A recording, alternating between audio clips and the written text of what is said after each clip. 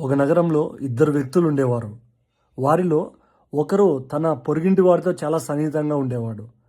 వాస్తవానికి అతను తన పొరుగింటి వారికి మంచి స్నేహితుడు. రోజుకు అనేక సార్లు అతనికి హాయ్ అనేవాడు. తర్వాత వాళ్ళ ఇంటికి వెళ్ళేవాడు. ఆ పక్కింటి వాళ్ళు కూడా వీళ్ళ ఇంటికి వచ్చేవాళ్ళు. ఎంతో సాన్నిహిత్యం ఉండేది ఇద్దరి మధ్యలో.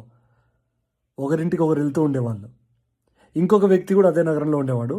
అతనికి కూడా పొరుగు వాళ్ళు ఉన్నారు, నైబర్స్ ఉన్నారు. కానీ అతను వాళ్ళని ఎప్పుడూ కలవలేదు. వాళ్ళ పేర్లు కూడా తెలియవు. తనని తాను ఎప్పుడూ పరిచయం చేసుకోలేదు పొరుగింటి వాళ్ళతో.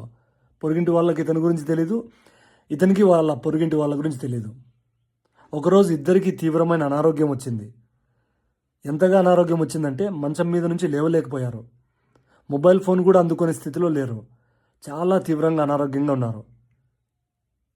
ఇప్పుడు ప్రశ్న ఏంటంటే, ఈ ఇద్దరిలో ఎవరికి సహాయం అందే అవకాశం ఎక్కువ ఉంటుంది? సమాధానం పెద్ద కష్టమేం కాదు. పొరుగింటి వారితో ఎవరైతే స్నేహంగా ఉన్నారో ఆ వ్యక్తికి సహాయం వచ్చే అవకాశం ఎక్కువ. ఎందుకంటే ఆ నేబర్స్ గమనిస్తారు. ఈరోజు ఉదయం నుంచి ఏంటి కనిపించట్లేదు, బాగున్నావును అని అడుగుతారు. అతను అనారోగ్యంగా ఉన్నాడని తెలుసుకుని డాక్టర్ దగ్గరికి తీసుకెళ్తారు, అంబులెన్స్కి ఫోన్ చేస్తారు, ఏం చేయాలో అవి చేస్తారు. అతనికి అవసరమైన సహాయం అంతా అందిస్తారు. మరి పొరుగు వాళ్ళని ఎప్పుడూ కలవని వ్యక్తికి సహాయం వచ్చే అవకాశం ఎంత ఉంటుంది? ఉండొచ్చు, కానీ చాలా తక్కువ. ఎవరైనా వచ్చి చూసే అవకాశం చాలా తక్కువగా ఉంటుంది. ఈ కథను నేను పిల్లలకి ధ్యానం నేర్పేటప్పుడు చెప్పేవాడిని. ఇప్పుడు ఇక్కడ నైబర్, పొరుగువాడు అంటే వర్తమాన క్షణము. ఉదాహరణకు మీ శ్వాస. మన శ్వాస మన నైబర్. మనం పుట్టినప్పటి నుంచి మరణించే వరకు ఎప్పుడూ ఉండే ఒక నైబర్ ఎవరంటే మన శ్వాస. మీరు నిద్రపోతున్నప్పుడు కూడా అది ఉంటుంది, మీరు మేల్కున్నప్పుడు ఉంటుంది, మీ మనస్సు చంచలంగా ఉన్నప్పుడు కూడా అది ఉంటుంది. ఆ శ్వాస ఎప్పుడు మీతోనే ఉంటుంది. కానీ మీరు ఆ శ్వాసతో ఎంత పరిచయం చేసుకున్నారు? ఇటీవల మీ శ్వాసకు మీరు హలో చెప్పారా? మీ శ్వాసతో కనెక్ట్ అయ్యారా? ఎంతసేపు మీరు ఈ క్షణంలో ఉన్న శ్వాసను గమనిస్తున్నారు?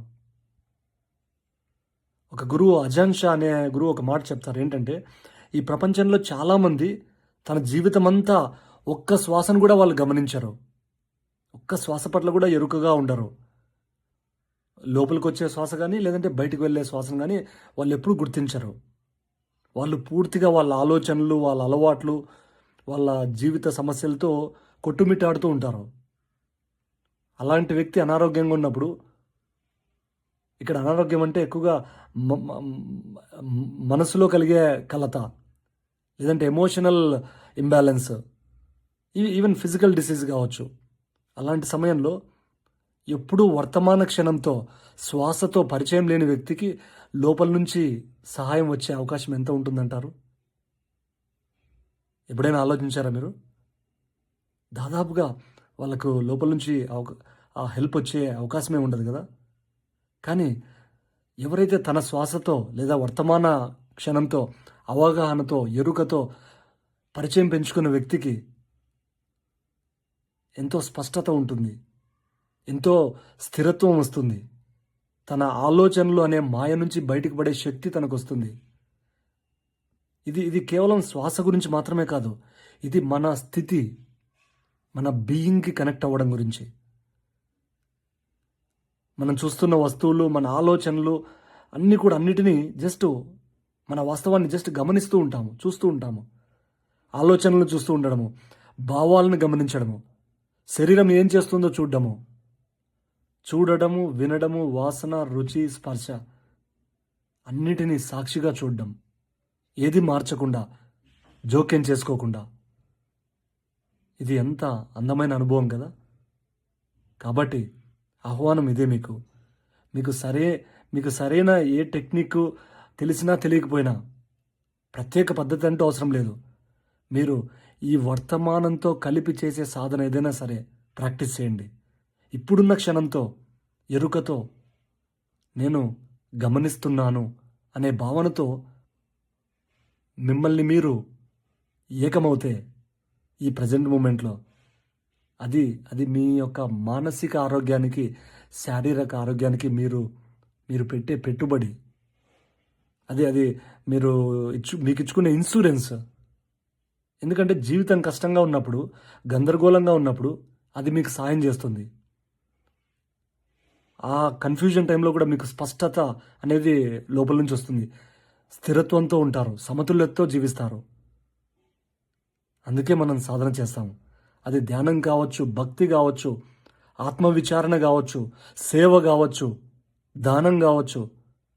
ప్రతి సాధన యొక్క ఉద్దేశ్యం ఒకటే. మన లోపల కనెక్ట్ అయ్యి నా లైఫ్‌లో అంతా బాగుంది అనే భావనను గుర్తించడము. All is well in my life అనే ఆ భావన, ఆ ఫీలింగ్‌కి కనెక్ట్ అవ్వడము. ఈవెన్ మన మనసులో చంచలత్వం ఉండొచ్చు. ఆ మనసు చెప్తుంటుంది ఇది లేదు, అది లేదు అని. కానీ మన లోపల, మన అంతరాత్మ నుంచి నా జీవితంలో అంతా బానే ఉంది అన్న ఆ యొక్క ఫీలింగ్‌కి, ఆ ఎమోషన్‌కి, ఆ ఎనర్జీకి, ఆ ప్రెజెన్స్‌కి మనం కనెక్ట్ అవుతాము. సో, ఎంత అద్భుతమైన విషయం కదా ఇది. సో, దీని గురించి ఈరోజు మీరు కొంత ఆలోచించి కొంత సాధన చేయండి. Thank you friends.